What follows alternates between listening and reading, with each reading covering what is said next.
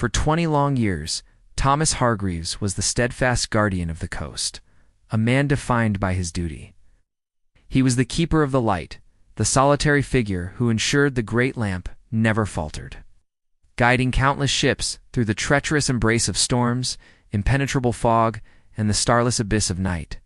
His life was a rhythm of polished brass, trimmed wicks, and the constant, reassuring sweep of the beam across the dark water. But on a wild evening in 1903, the unthinkable happened.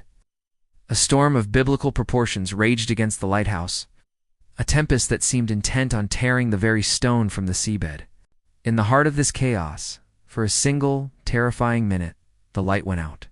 Just 60 seconds of pure, suffocating darkness. When the beam finally sliced through the storm once more, the lighthouse was no longer the same. Thomas Hargreaves was gone. A frantic search began. Hours later, they found him not at the base of the tower where he might have fallen, but at the very top, in the lantern room. His hand was locked onto the cold metal of the railing in a grip that defied death itself. His eyes were wide open, staring out into the tempest, forever frozen in a look of profound, unutterable terror. The official report, signed and sealed by a bewildered town doctor, listed the cause of death as a sudden, massive heart attack.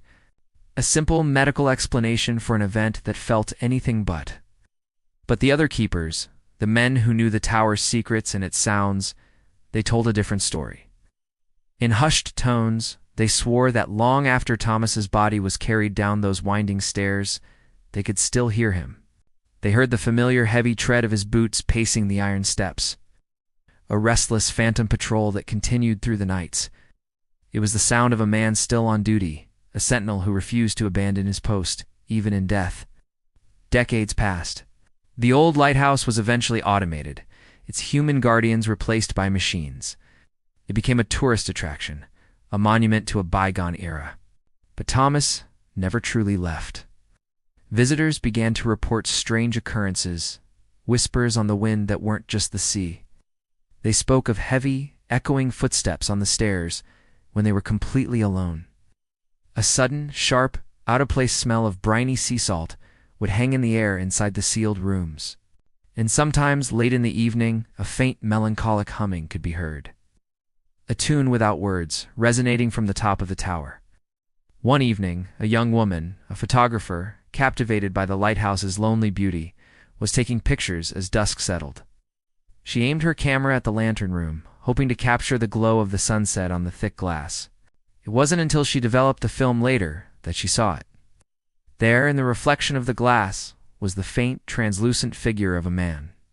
It was Thomas, stood there, looking directly at her, his face strangely calm, almost serene, but his eyes were a different story. They were filled with a desperate, silent plea. It was a look that transcended time, a warning from a ghostly guardian, a look that seemed to say, with all the conviction of his soul, "Don't let the light go out again." What did Thomas Hargreaves see in that 1 minute of darkness?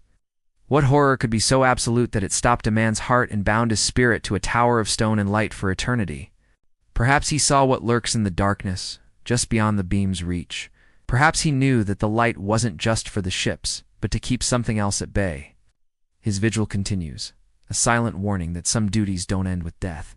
If you enjoyed this chilling tale and want to explore more mysteries that linger in the shadows, please make sure to like this video, subscribe to the channel, and hit that notification bell.